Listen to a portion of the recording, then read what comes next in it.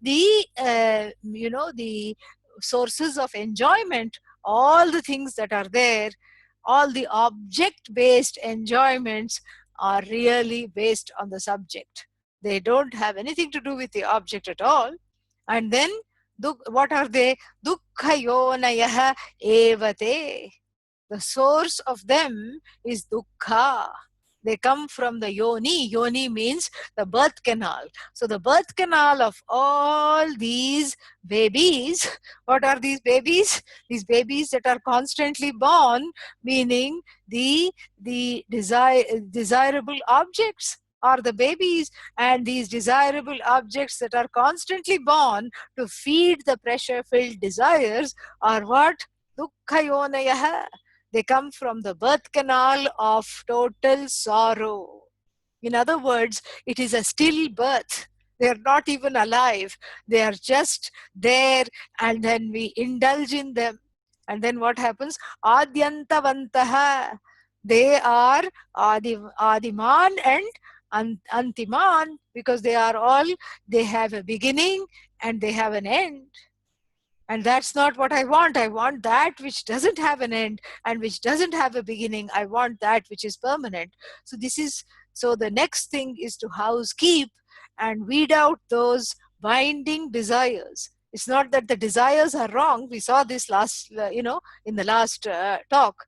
It's that when the desires put a pressure on one, then they force one to go in certain directions that are against dharma, that are against what is correct, what is right, and that force us to go to the impermanent rather than focus on oneself.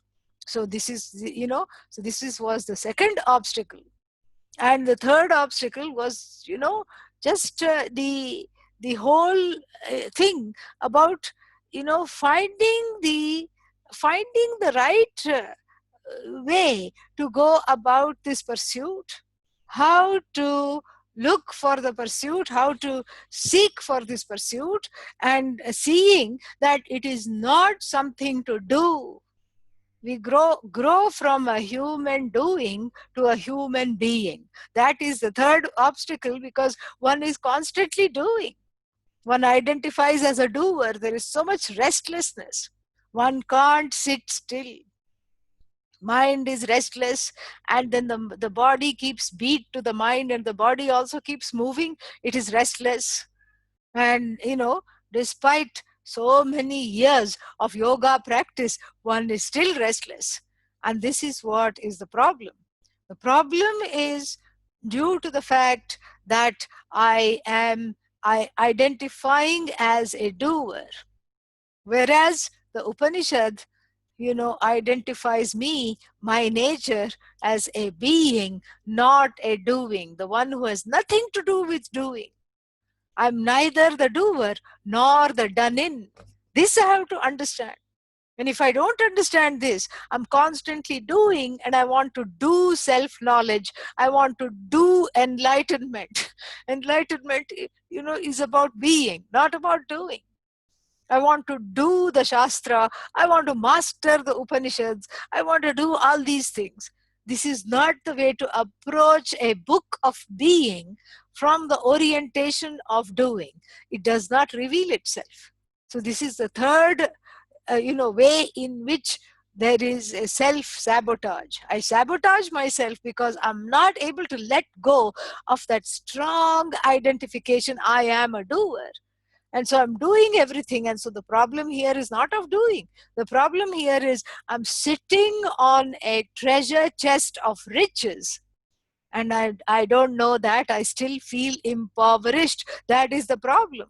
So if you meet somebody who is crying, I don't have any money, I'm so insecure, and then, and the person is sitting on a treasure chest of gold coins, what are you going to tell the person? What should I do? I'm so poor. There's nothing to do. Just look. See that you are sitting on a treasure chest. You are not wanting at all. See that. Appreciate that. This is what has to be told to the person. You don't tell the person, go do some tapas. Maybe then you will feel enriched. because the person is already enriched and the person doesn't know it. And here the same thing, you are already, the Swarajya Sampatti Adhyakshaha. Swarajyam is a kingdom of the self. Sampatti, this richness of the kingdom of the self. Adhyakshaha, you are the ruler, you know. And the Taittiriya Upanishad says this, apnoti swarajyam.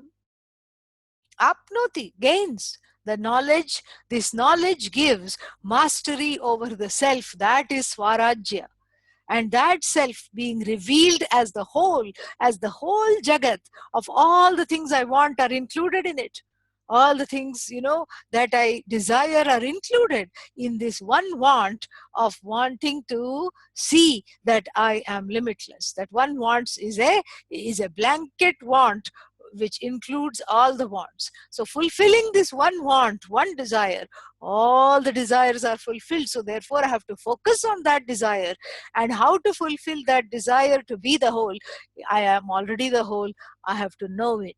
So from a general, aimless seeker of freedom, I come to be a seeker of knowledge. I grow into a seeker of knowledge. So from a doer, I learn to just be. I learn to just relax in my being. And the more I study, the more I relax in my being. So this is the third way in which one sabotages one's chances of this knowledge, because one is always trying to do something, do spirituality. You can't do that. You can do pranayama. Yes, you can do pranayama. You can do asana. There, you have to see where it is the doing. You can do that. And you can do puja. Wonderful. You can do chanting. You did some wonderful chanting earlier. I heard that. All that you can do. But you have to see what is it that you cannot do. That is all has to do with actions. Knowledge and action have nothing to do with each other, because what is separating you from yourself is not for the lack of action, but for the for want of understanding, for want of assimilating this knowledge.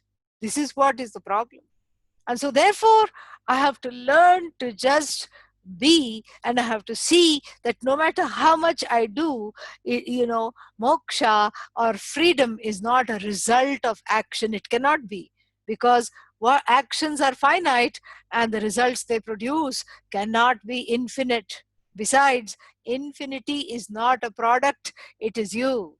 It is unmade, it already is. Infinity does not start, does not end, it already is. And so this is what I have to understand. This is a very big block, and overcoming this needs a lot of grace, Then the fourth block, which we had started to talk about, a very important block, is, seeing that in understanding the truth about myself, I need help. This is a very big block, especially in Western countries, which are do-it-yourself cultures. Everything you want to do by yourself, And that's why in the self-help section of all the bookstores, what do you have? You have all these DIY books. I tell you, if there is ever a book that you encounter, do it yourself Advaita, do it yourself Vedanta, do it yourself Sachidananda. Please don't buy the book, it's a waste of money. Yeah, because this is one thing you can't do yourself. First of all, it is nothing to do with doing. This we have understood. It is all about being, it's not about doing. And just like the person who is sitting on the treasure chest and weeping into this box of gold coins, somebody has to come and point out, that look, you're crying for no reason. And that's what Arjuna is told by Lord Krishna, Ashocyan Anvashochastam. You are crying for no reason. And this help is needed. And the Upanishad tells the story of Dashama. Dashama means the 10th man. So 10 brahmacharis went on a picnic, and the guru was not ready to send them. But then it was a day that there were no classes, and one of them, very enterprising brahmachari, said, I will take care of everybody and bring them back safely. I will not let them get into trouble, Guru. Please let me take them. I will take the responsibility. Guru says, okay, go have a nice time. The ashram is on one side of the river. They all go, and boys will be boys, so they start splashing each other in the water. They have a great time. There is a fair on the other side. They eat, they drink, they come back, and they finally come back to the ashram, ready to get into the boat to go back to the ashram. And as they are getting into the boat, the responsible monitor, the monitor brahmachari, says, let me make sure that all of us are there. All of you are there. 10 of us went. So he counts 1, 2, 3, 4, 5, 6, 7, 8, 9. And he says, oh no, one of us has fallen in the river. Oh no. And then the other one says, yeah, you just try to be an apple polisher and curry favor with the guru. Let me count. He also makes the same mistake. The one self is uncounted. One discounts the self, counts everything else, and comes up short. And thankfully, this is, India, so there's always some holy people coming there. And so the holy man comes and says, all of you stand in line, I will count. And he comes up with the number 10. So where was the 10th man? All this time, was he hiding in the bushes? No. Was he, had he climbed up a tree? No. Had he left behind? Was he left behind in the fair? No. Had he fallen into the water? No. He was right there all the time. But for want of a means of knowledge, for want of an ability to see, that it was missed. Similarly, the I, Bhagavan, Brahman, I as the whole, I as none separate from the Lord, this knowledge is missed, even though it's right here, right now. Even the crying person is Bhagavan, the laughing person is Bhagavan, everyone is Bhagavan, Bhagavan, Bhagavan. And so this is missed, just like in that case of the 10th man, for want of knowledge. This is missed. And so to establish the 10th man, who was already established, self-established, but then it had to be as though established again through the teacher here, who was the holy person. So here too the self has to be revealed by the Upanishad, and the one who handles the Upanishad as a means of knowledge is called Guru. Mahavakya Upadesha Karta, Brahmopadesha Karta, the one who teaches about you as the whole. That is the only definition of Guru. Even though nowadays there are dance gurus, cooking gurus, stock market guru, and then this word Guru has made it into the dictionary. And then there is also life guru, life coach. Yeah, there is such a thing. And one of them introduced himself to me and said, I'm life coach. I said, what is that? No, I work for celebrities. He's based in LA. And he said, I work for celebrities, and they call me when they're having a wardrobe malfunction, and they say what to wear. I don't know, because they have, too many pairs of shoes, and none of them match. Even though they have 300 pairs of shoes, none of them match. So what to do? They're crying because they're having a meltdown at 7 in the morning. They don't know what to wear. So they call this fellow, and then he tells them what to wear, what to eat, even mundane decisions like that, to more, sophisticated decisions. Should I leave my 5th husband or 4th wife? What should I do? All these things he helps. And then, I ran into him in a different city 6 months later, somewhere in Colorado. I had gone for a conference. I said, hey, how are you doing? How is business? He says, I gave up life coaching I'm taking a break. I said, why? And he said, because I'm having marital problems. So this is what happened, because if you're available for the celebrities from 6 in the morning to 11 at night, then, what will happen?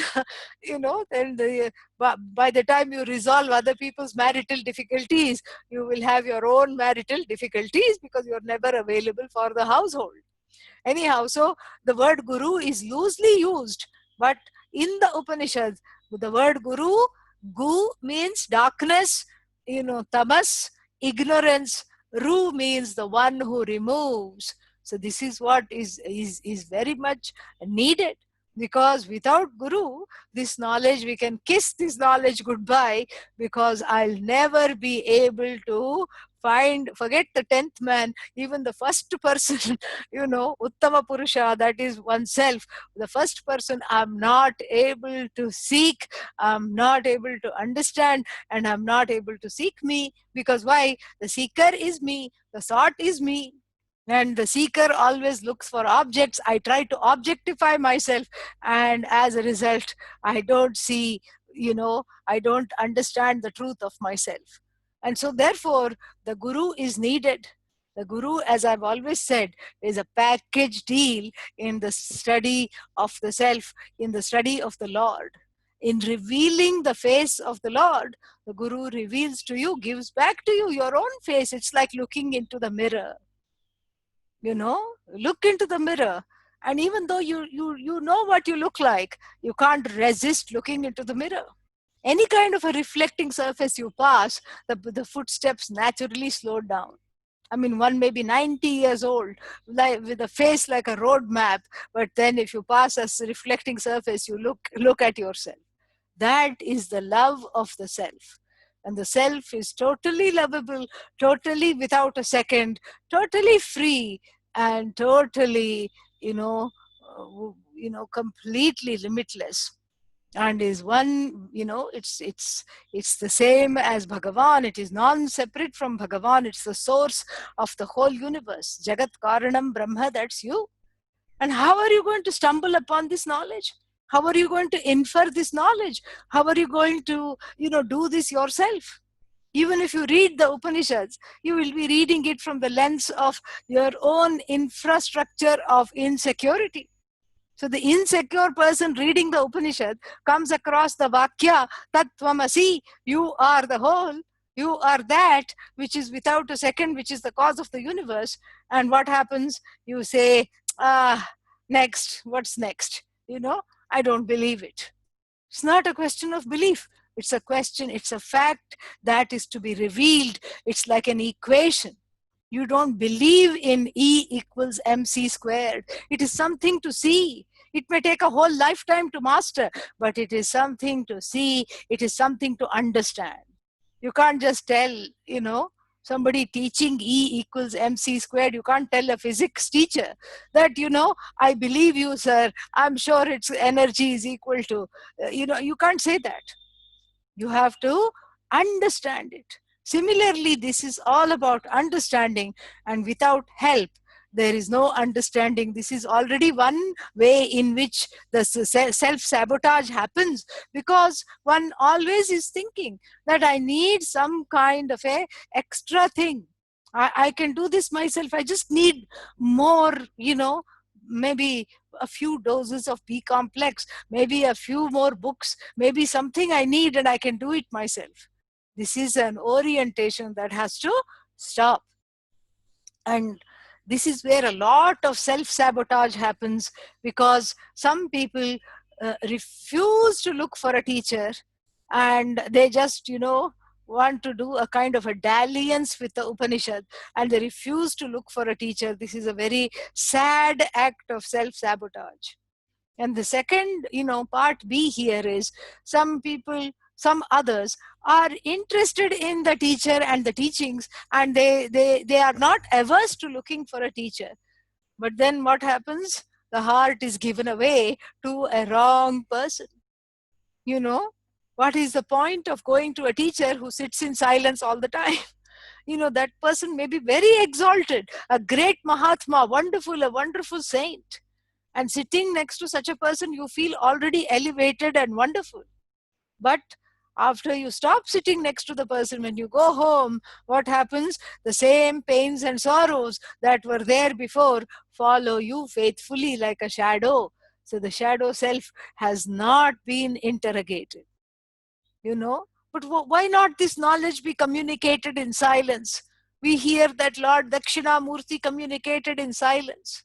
Yes, he may have communicated in silence, but look at who was sitting at his feet. Exalted sages who had already done a lot of work, inner work, inner transformation, so much so that just a look and just a sign language, VSL, Vedantic Sign Language, this is Tattvamasi, this was enough to make them see, but why not that happen now? Maybe it will happen now. But right now, let's not look for exceptions. Let's look for the rule, and the rule is that one needs instruction. I'm not saying silence is bad or wrong. Silence has a very powerful, the practice of maunam has a very powerful preparatory effect on the mind. It prepares one for this knowledge. There's nothing wrong with that. That's wonderful. But we have to see where is the preparation. And then we have to see how the teaching is communicated. Because if the teaching was completely in silence, then instead of Kenopanishad, we would have had one blank page. Why is there the Upanishad? Why does the teacher talk? Why does the student listen? In the Bhagavad Gita, we would have had, hundreds of blank pages. Brihadaranya Upanishad, 100 blank pages. Kathopanishad, 50 blank pages. Because if everything was communicated in silence, then Yama in the Kathopanishad would have been just sitting, and Nachiketa would have been sitting in front of him, and we would have been told they are sitting together and the knowledge has taken place. But no, the teaching is systematic. It is inherited wholly through one's teacher. And that is passed on through the student, and then who becomes a teacher, and then the parampara goes on. That is why one has to look for a teacher from the sound lineage. Otherwise, the heart is given away to somebody who is very charismatic, perhaps, somebody who's a good person, but somebody who either doesn't wish to teach or cannot teach or will not teach, doesn't matter what the reason is. When the heart is given away to that, it's an act of self-sabotage. And then the choice of the teacher, again, as I told you yesterday, is made, subjectively all too often. All too often, one chooses someone. Maybe this person, in our hypothetical example, chose the silent teacher because came from a family which resembled the Tower of Babel. You know that Tower of Babel? Which is, everybody is full of cacophonic sounds. Some families are like that. There's not a minute of silence. Somebody is filling up the empty space with words, words, words, words, words, all the time, squabbling, screaming, yelling, otherwise just talking inane, mundane things all the time. And so this sensitive child grows up in such an atmosphere and wants to run away from home, succeeds in running away from home, ends up in an ashram, and then is attracted to all the silent teacher who doesn't teach. You see, this is a subjective choice. This is based on nivritti, fear of engaging, because I was invisible. I could not engage. You see, one psychology features powerfully in all the choices that we make, including our spiritual choices, including the most important choice, which is how to choose the teacher. So, and then sometimes, these are all ways in which one shortchanges oneself. And and what happens is that the blessing of the knowledge cannot take place. The teacher's blessings are always there. Maybe the silent teacher will bless the person to then find a speaking teacher where the where the knowledge is unfolded. And so therefore this is a very important way to see how one sabotages oneself based on our experiences with authority figures. The search for the teacher is all too often compromised because I am reacting to my relationship, dysfunctional or otherwise, with my early caregivers and authority figures. This is what happens. So the person who has a lot of mother issues, very difficult to have a female guru. Very difficult, because those issues will come up. Will naturally go for a person who is in a masculine body, or vice versa. Somebody who has a lot of father issues may go for this. And then somebody who has a lot of abandonment issues, And they, but of course karma plays a role. They will end up finding a teacher who travels constantly, who's never in one place. These are all the ways in which these we have to be aware of it. Not that, if one has mother issues, one should not choose a teacher in a male body. There is nothing wrong with that, but one has to do so awarefully, so that one is able to overcome this. That's why teachers come in all shapes and all sizes and all genders, and with and without beards, so that one can have a safety. The safety is very important. So because of this, safety, one is able to relax and learn. So you relax in the teaching only when you are able to feel safe. So whatever that is needed for that safety can be done, but one has to do so mindfully, awarefully.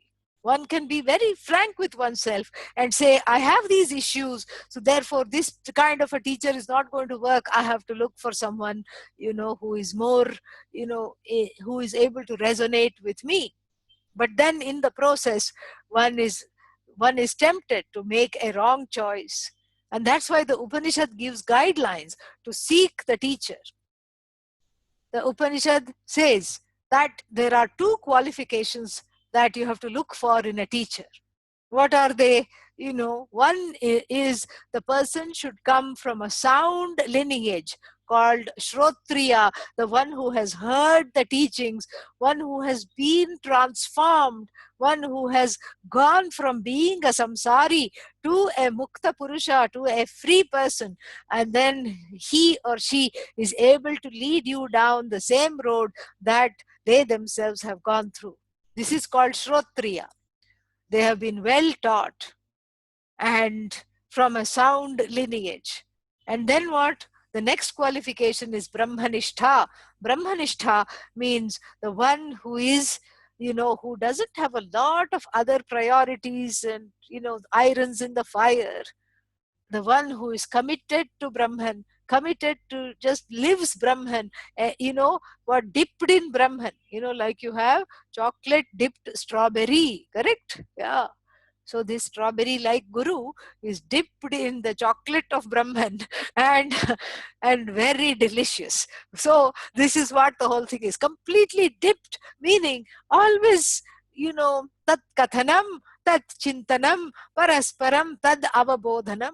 Always is talking about Brahman, always is immersed in that, talking about that to others, listening to that. That is all the teacher is doing. This is the ideal, these two, Shrotriya and Brahmanishtha, is the ideal combination, ideal combo for the teacher. But how do I look for this? And it is very difficult to find both in one person. And then what to do if I can only find one? Upanishad says, even though to go with the Brahmanishtha alone is very tempting, go with the Shrotriya. Go with the one who can teach. Go with the one who comes from a sound lineage. And maybe that person has not completely internalized the knowledge. Maybe that person has a bad day. Maybe that person says, yes, I hear we are all Brahman. I wonder how. We have to discover it. Let's discover it. But at least that commitment to discovery is there, because the person is in the process of knowing. Such a person is eminently safer than the one who knows, but the Brahmanishta may or may not be able to communicate. So you need a teacher who is able to communicate. So go for the Shrotriya if you can't find both together in one person. This is what the Upanishad says. And this is the way to remove that guru block. Seeking the guru is not like, it's a sacred act. It's a very sacred act which we have to take seriously. We can't just sort of say, oh, I'll go with this one today, and then this guru did not agree with me, so I'm going with the other one. And what happened to the other one? I gave that one up also because that teacher was not looking at me, one student said. And then the other one said, the other teacher was looking at me too much, and so therefore I stopped. So all these are, ways in which one's own subjectivity comes. And so this subjectivity we have to drop in taking this work of finding the teacher seriously. This is a very, very serious and sacred act. So that is how the antidote towards the subjective choices in the teacher. Then as one progresses, as one chooses the teacher and sits down at the feet of the teacher to study, certain other forms of self-sabotage can come up, repeatedly. The first one we already addressed a little bit. I just alluded to it in the last class. Is this, is called transference.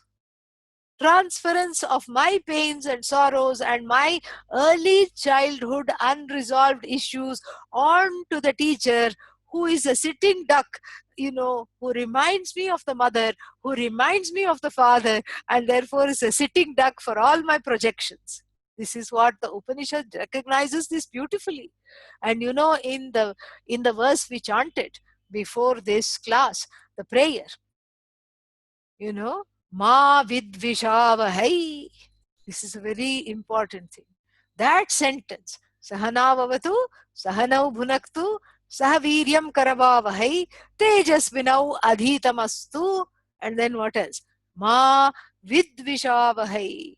Maybe, it's the literal translation is, maybe both. Who both? The teacher and the student are praying here together before embarking on unfolding the sacred teachings. May we both not hate each other, wish to hate.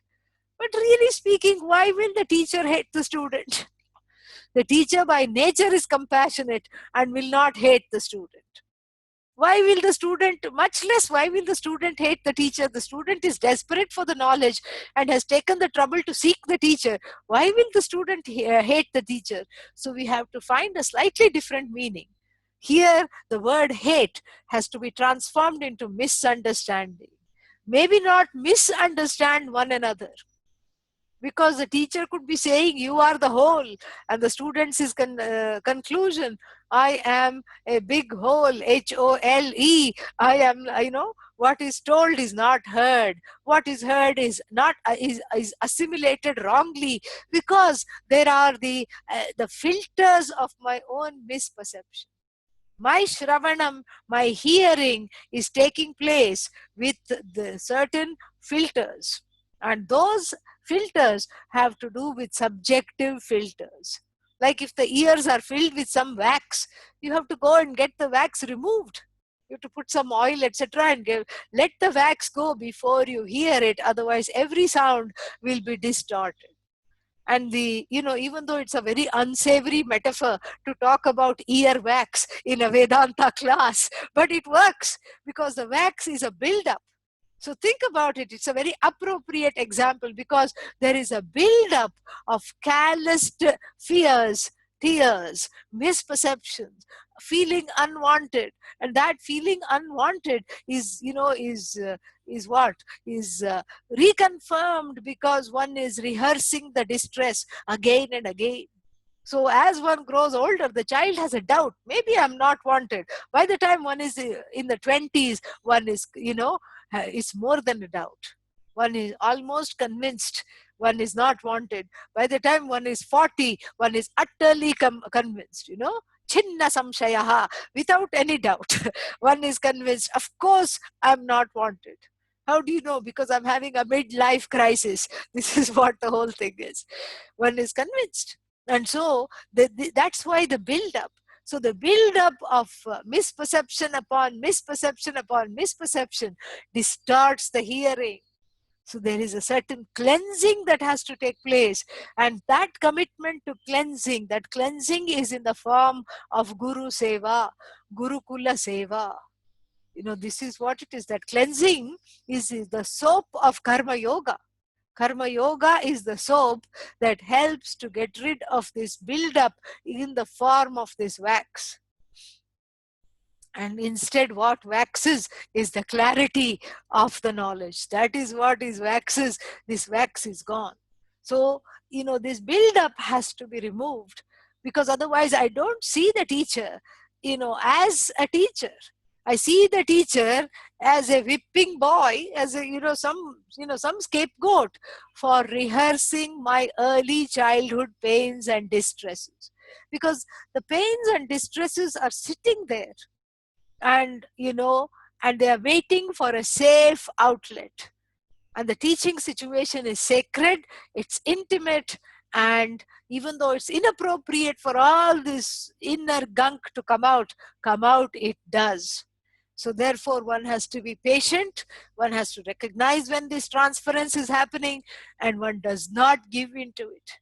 All the Shanti mantras talk about this relentlessly. Shanti mantra means the mantra that is chanted, the mantras that are chanted in the Vedas before embarking upon this knowledge. So all the Shanti mantras talk about this transference. And the Shanti mantra for the Sama Veda is a very good example. Apyayantu mamangani vak pranashchakshushrotramatho balamindriyani cha sarvani sarvam brahma upanishadam maham brahma nirakuryam mama brahma nirakarot anirakaranamastva nirakaranam me astu tadatmani nirateya upanishadsu dharmaha ste magi santu te magi santu. Beautiful prayer. So first the prayer says, make me able-bodied, able-limbed, so that I can sit and study this very well. And may my mind be in one place along with the organs of action and the sense organs, may they all be focused on this knowledge. And and may I grow in strength every day, mental strength, physical strength, to be able to study this as a committed pursuit. And then it says, one more thing. It says that, um, Sarvam Brahma Upanishadam, everything is Brahman, and this is Upanishadam, means it is a product of the Upanishad. May I learn this, study the Upanishad effectively to see this, that everything that is here is indeed Brahman. And then what? It says, Maham Brahma Nirakuryam. May I never turn my back against Brahman. May I always be facing Brahman. May I never turn away from Brahman. This is a very important thing. Turning away from Brahman, why will anybody do other than through a subjective, anomaly, a subjective experience, a subjective pain or sorrow that sees Brahman. Brahman here means the Lord. Sees the Lord as the source of my pain. Because of you, I have lost this opportunity. Because of you, I have lost this person. I'm not going to pray anymore. This is what it is, And so the person has turned away from Bhagavan. Turning away from Bhagavan is being in self-denial, turning away from yourself. Turning away from Bhagavan is suffering from self-alienation, disconnection of the highest order. Because it's the only disconnection. If you're disconnected from the whole, doesn't matter if you're connected to something that is not whole. Doesn't matter. If you're disconnected from Atma, and connected to Anatma, if you're disconnected from the I and connected to not I, what is it? It is meaningless. Because the not I is held up by the I. It's a mirage. It is held up by the I. And so therefore, this disconnection has to be interrogated thoroughly.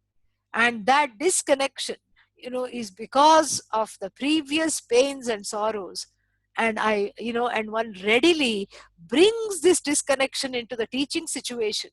One wants the teacher to be that source of connection, and the teacher is, but not often in the way that one wants, and not often in the way that one thinks is correct. So that disconnection, is expressed here in this prayer. Maham Brahma Nirakuryam. Let me never turn my back to Bhagavan. Let me never say, Bhagavan doesn't exist, because that means I don't exist. And then the next line is, Mama Brahma Nirakarot. May Brahman not abandon me. May Brahman not deny me. Why will Bhagavan deny you? Bhagavan is you. And if you may not know that, but Bhagavan knows, Sarvam Idam Aham. I am everything. I am all this. Bhagavan knows, including you. I am everything. And so, why will Bhagavan turn away from you? That is again a subjective perception where one feels abandoned by God. Even God has abandoned me. I had no hope in friends, no hope in relatives, because that's how my karma has been. One can, say, the only hope I had is God, and God also abandoned me. Why does one feel that? Often one feels that God abandoned me. Why does one feel that? Because one has not understood that, you know, just because you pray to God doesn't mean you get everything that you pray for. All prayers are answered. Sometimes the answer is no, and we have to be okay with that, because sometimes the karma is, one's own karma comes in the way of fulfilling that prayer. And so therefore, this is something which is very important. Maham brahma nirakuryam, mama brahma nirakarot, anirakaranam astu, anirakaranam me astu. All around, let there be just yes. Let the word no never go out of my lips. There is a place for no. And that place for no is to ward off the pressure filled desires. No, I'm not going to indulge in that. No, I don't have time for this. And there, in terms of self discipline, there is a lot of no's. But when it comes to dealing with the world, there should only be yes. This is what it means. Yes. So I become a yes person, but in the nicest way possible. And this is what my teacher used to say, amazing. He would say that you when you ask a question about me, Swamiji, do you want this? The answer will be no, no, no, I don't want this. I don't want anything special. Do you want this? Let me do this for you. No, you lead your life. Don't worry about me. He would always say. But he would say, but when it comes to you, the answer is always yes. If you say, I want this, he would never say no. So that is how we have to grow to be. That is compassion, because the self-discipline, in terms of self-discipline, yes, you can say no. I'm not going to indulge in this because this is a wrong road, and if I do this, this is where I will go. But in terms of the whole universe, one grows into a person who is able to say yes to life, yes to the Jagat. And then when I say yes to the Jagat, Bhagavan being non-separate from the Jagat, I'm saying yes to Bhagavan. It is beautiful. It is really beautiful. This doesn't mean I don't have healthy boundaries. You have healthy boundaries. That is part of your discipline. It's not wrong to have healthy boundaries, otherwise one will become a doormat. It's like that story where there was uh, a poisonous snake that was biting and killing everyone.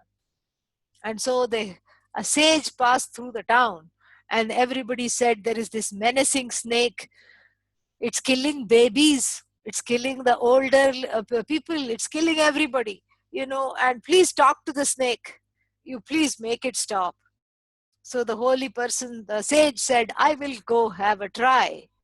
And the sage went to the snake and said, you know, so what's with you, oh snake? Why are you just troubling everybody and biting them? And the snake said, because I'm scared. I want to bite people because I want to show them, that I am somebody and I have powers. And the sage said, look, if you have any respect for me, you will stop this biting business completely. This is an order. Do you understand?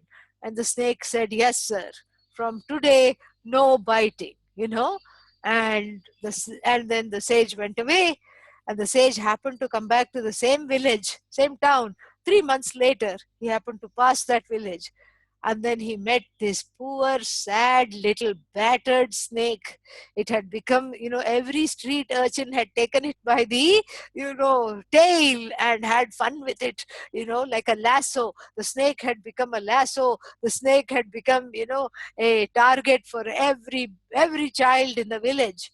Everybody had thrown a stone on it, and the poor thing was really gasping for breath and very bad shape. Cuts, bruises everywhere. And the sage said, what happened to you?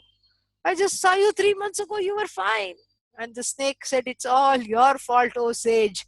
You told me to stop biting, and you told me to just be in the village. And look at what the children have done. Look at what everybody, soon the word spread, this is a non-biting snake. And so everybody mistreated me. And the sage said, foolish one, Mudha, foolish one. Yes, I did tell you not to bite, but I never told you not to hiss. This is what the whole thing is, you know. So healthy boundaries, yes, where there is place for them, yes, because as I said, this is a process. One grows to a place of yes, from a place of no, no, no, no, no, I'm scared and I can't do this and I can't do that, no, no, no, because I myself have needs, and if I give it to you, what will happen to me? One is in a place of a ninja, constantly defensive and offensive, a kind of a ninja stance. To drop that takes some time, and in the process, one, it's okay to have healthy boundaries, but this is what the guru helps you do. The guru has a trick, is full of tricks. Yeah, the guru is a trickster. The guru is full of tricks to make you let go of the very thing that you don't want to let go of. Sometimes people come to the ashram. I still remember when I was studying, a person came to the ashram and had this box. They were very attached to this box, and we don't know, no one knew what was in the box because it was kept under lock and key. Even the roommate did not know, what was in the box.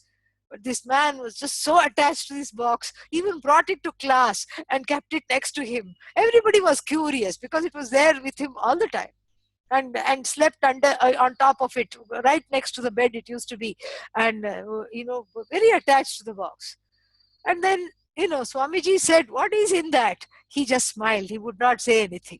And and Swamiji said, it just came out of his mouth, and he said, if it is something valuable, you should take it to the bank. The ashram is not a place to carry this around.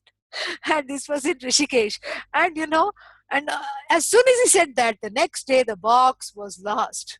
We don't know what happened. Did somebody take it for a prank? Did somebody steal it? Did it really get lost? We never saw the box ever again. We just saw a distraught brahmachari, who could not live without the box. And then that's when, because the first 2-3 days he never studied, he was just constantly looking, where is the box? He was boxed in, because of his uh, because of his identification and attachment to the box. He was boxed in with his whole set of beliefs. After the box left, you could see the transformation. So the guru took it away just by saying, God forbid it get lost. That sankalpa from the guru's lips was enough to make it disappear. That's what it is. So the guru takes away the notions.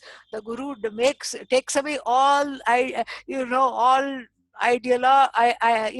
ideologies that one comes with, preset notions, all kinds of fears, tears, everything the guru takes away. For this, I have to allow this taking away to take place. Otherwise, it's an act of self-sabotage. I have to allow the guru to take away that which doesn't belong, which means I have to be in a teaching situation. I have to be in a position where I'm a recipient of the teaching. I allow myself to be a receiver, really. And that's what the next line says. Ye Upanishatsu dharma santi, Atmani nirate. Nirate means always, without stopping. All the qualifications of the ideal student which are there in the Upanishads, te mayi santu, may they abide in me. May I always be in a teaching situation. And to do that requires, the antidote for having teacher issues is really Shraddha. Shraddha means a devotion that is pending understanding.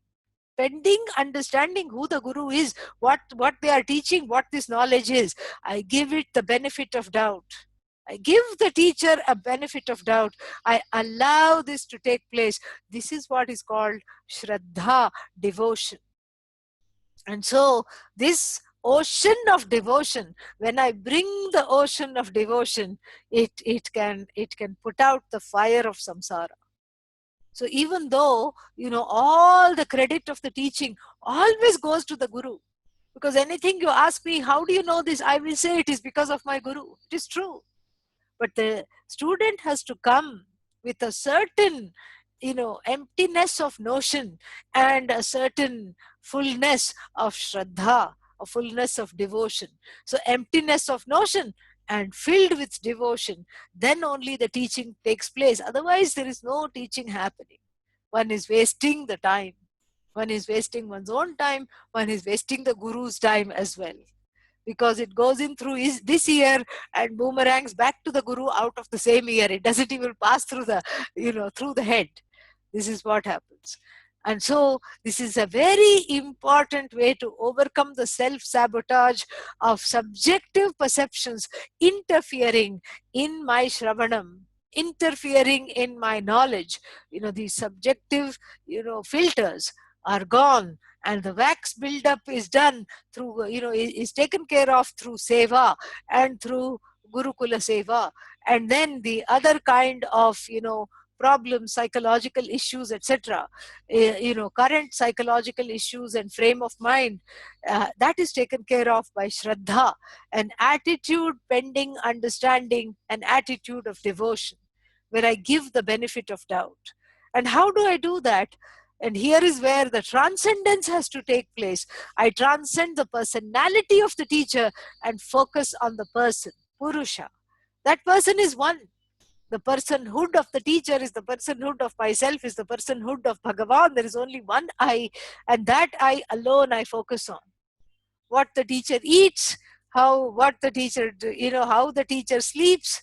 Oh, I'm not going to study with this teacher because the teacher eats too much, or the teacher eats the wrong kinds of things, or the teacher is, sleeping and snoring. What can this snoring person teach me? These are all ways I get hung up with the personality of the teacher. I have to transcend to see the person.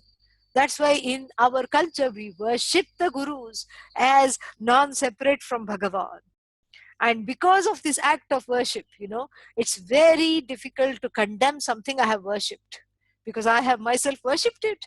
So therefore this act of worship is seen as very, very holy, and therefore the guru is worshipped, so that I don't get into this whole personality exchange, where the mode of interaction becomes, it's okay if it's friendly, but it becomes too informal, very informal, and this is what happens.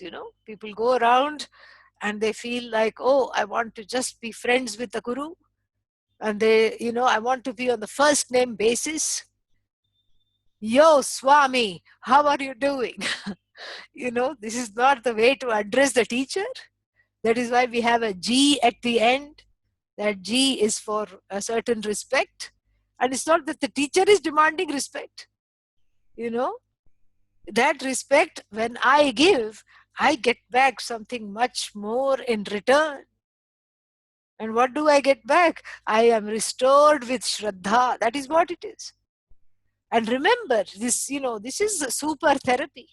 The study of Vedanta is not like the study of microbiology.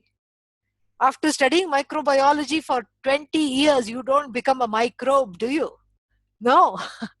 But in studying about Brahman, you are non-separate from what you study. The teacher is non-separate from what she or he teaches. And therefore, this respect, this Shraddha, helps helps one to assimilate this knowledge, and helps one to see this as super therapy. Because in regular therapy, what happens? One is constantly, told, this is because of your background, because your mother and father were like this, you are like this. This is, this is how it is. And you are told that. And then what happens? You start saying, okay, there's some relief comes, but then you're stuck with the mother and father issues.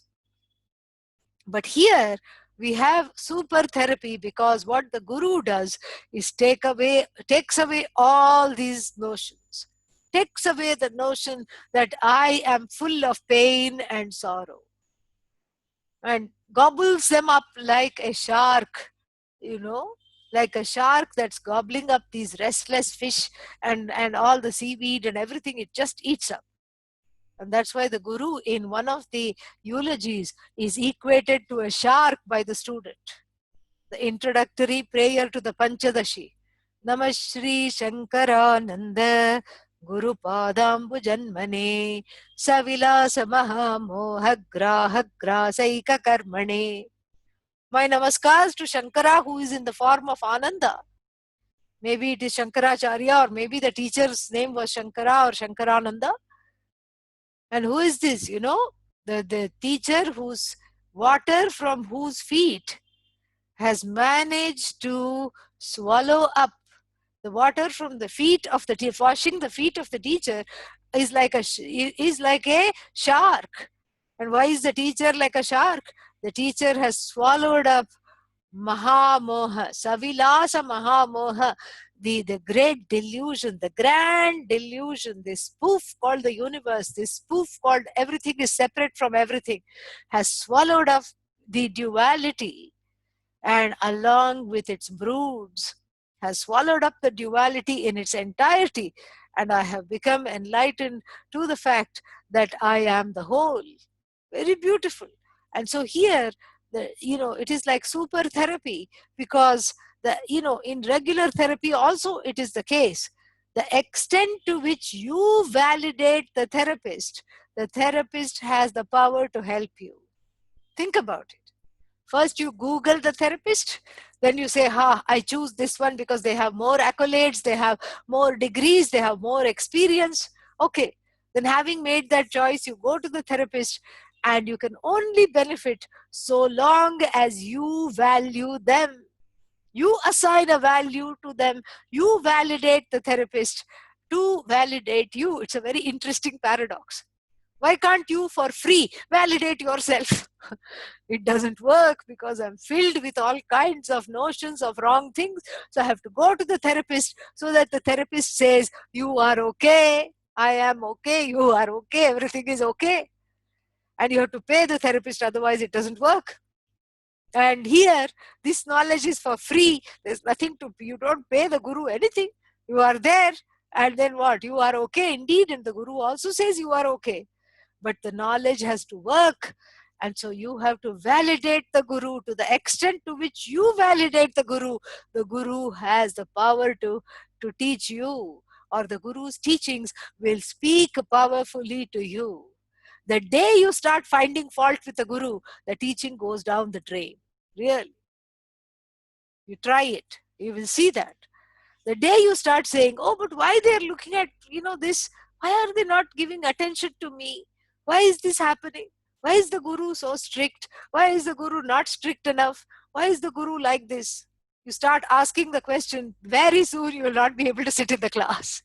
Very soon you start having doubts. Very soon those doubts start to take shape, and then you discuss the doubts with other friends who are also in the same camp, and then pretty soon it becomes a support group, and pretty soon it becomes a revolt. Doesn't matter what, it makes you go away from the knowledge. So what? I'll go to another guru. The same issues are following. So what? The guru has changed. Correct. But the issues are the same because they have not been dealt with. So therefore, I have to be in a place of purity in my relationship to the teacher. And that's why we err on the side of being over formal with the teacher, not for the sake of the teacher, for your own sake. You don't indulge in banter. You don't indulge in arguments all the time, back and forth. You stop that. And when you stop that, then the teaching takes place. So you learn to validate the guru, not because the guru has an inferiority complex, but because the guru in turn can validate you and your own nature, reveal your nature in a way that works. It's exactly like therapy minus the money, really. This is what the whole thing is. And then what happens as a result is that there is space. There is a certain space to just overcome this self-sabotage. Constantly I'm sitting there in front of the teacher and chafing, not being able to take things inside, getting frustrated, getting upset. And I have to be in right relationship with the teacher. And for that, to overcome this self-sabotage, I have to be in right relationship. And being in right relationship means going according to vidhi. Vidhi means what is written down in the Shastra, what is an acceptable connection with the teacher. I follow that. And so that means one is not informal all the time. One deals with the teacher with respect and all these things. We learn all this from Arjuna. Arjuna is an ideal student because even the way he asks questions, very meaningful. He could have easily said in the beginning of chapter 3, oh Lord, you are confusing me. He doesn't say that. He says, it's my lack of understanding. I am as though confused. You are as though, as it were, I am confused. Buddhim mohayasi eva me. You are as though confusing me, O Lord. It's a very respectful way of rendering. And that respect is not because the teacher wants that. The teacher is not a narcissist. It's not that the teacher wants that. Who wants that? You want the fruit of this respect. Because the respect is like the fertilizer that you put on your Shraddha. And then what happens? That fertilizer grows into a tree of knowledge. Really. So that respect and that validation of the teacher helps in turn to validate yourself. Very, very beautiful, very, very important. That is how one overcomes this whole thing about, about the teacher. This is why people just stop coming sometimes. There is no staying power because one goes away and then is back into the daily grind. And then one says, oh, I have no time for this. It was fine to go to the ashram last time, but this time I have no time. Or I don't want to go because I'd rather do something else. And that's because one has, one has given into the disconnection. So whatever it takes to come out of the depression, to come out of disconnection, starting with yoga, asanas, pranayama, therapy, everything becomes a sadhana. So all these sadhanas prepare me to receive the teacher and the teaching, without which it is really an act of self-sabotage. And so this is, this is what the whole Upanishad teaches. In fact, she is so compassionate. She first teaches and then teaches the student how to teach. Very, very beautiful. So what I'd like to do is stop here, and I'd like to solicit questions, and so that we can have some time to discuss some of the things that you would like to talk about. So we will say the closing prayer just now, and then we will. I'll wait for questions. Om Purnamadah Purnamidam Purnat Purnamudachyate Purnasya Purnamadaya Purnamevavashishyate. Om Shanti Shanti Shanti. Harihi Om Shri Gurubhyo Namaha. Harihi Om. Questions, please. Any questions?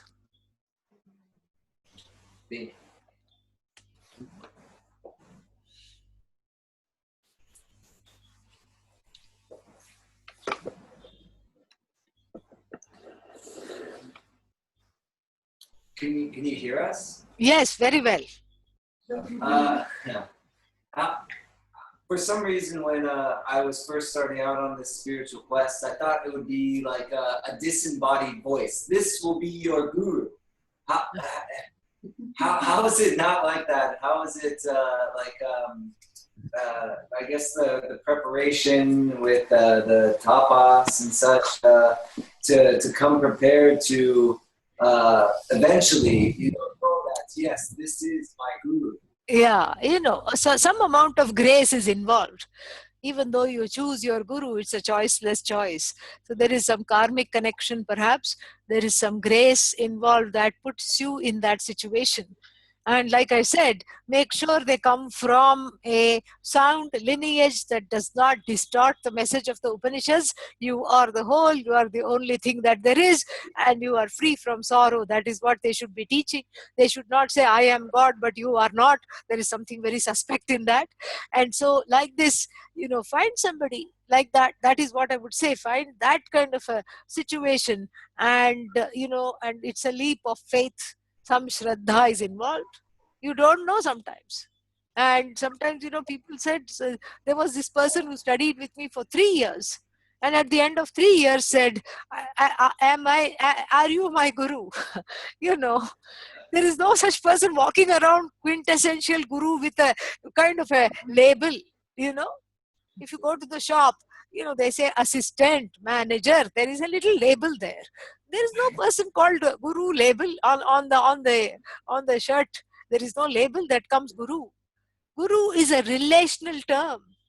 If you seek the person and say, will you please teach me, to you that person becomes guru. That's what it is. So there is no quintessential jagat guru walking around. To you that person is guru because you pull that kind of you pull that person to be your guru. And so there is a certain leap of faith. It is scary, and it's okay to make a mistake, because you'll find somebody else if one doesn't work, and if that's not what you're interested in, it's okay. You don't have to you don't have to just suffer. Sometimes one makes a mistake again because of karma. Some karma is there. So sometimes people go to some kind of an extortionist guru who just says, vairagya is the key. Have vairagya. How to have vairagya? Give me all your money, I'll give you vairagya. These kinds of people are there. In the morning somebody discussed this kind of unscrupulous situations. Unfortunate, but they are there. How to overcome them? Sometimes you may need to go through them. It's okay. The right person will come around. Your shraddha is your greatest asset and your greatest buffer. Shraddha will never, the shraddha will never disappoint you. Yeah. That shraddha is the buffer. Okay? Yeah. Yes, thank Next. you so much. Yeah. Thank you. Next. Any other questions?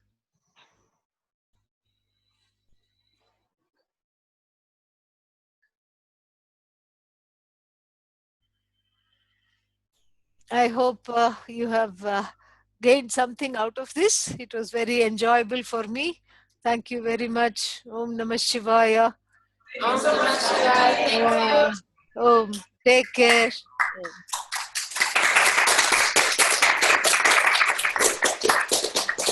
Nice to see all of you and some familiar faces. Very nice. Be well. Take care. All the best. Om.